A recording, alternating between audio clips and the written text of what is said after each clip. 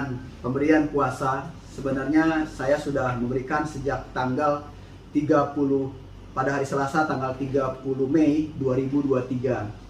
Nah, sejak hari itulah saya sudah mulai lagi melakukan satu diskusi kepada tim kuasa hukum saya, apa kira-kira langkah hukum yang dibutuhkan.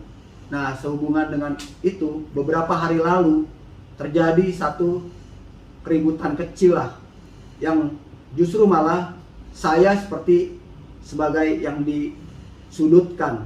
Padahal pada faktanya acara itu awalnya sudah selesai.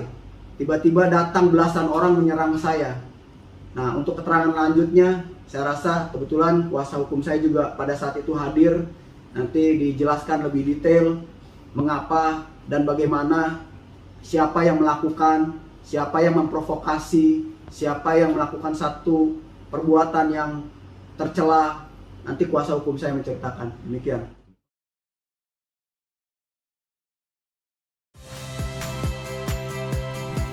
Saya Yasir Neneama. Saksikan program-program Kompas TV melalui siaran digital, pay TV, dan media streaming lainnya.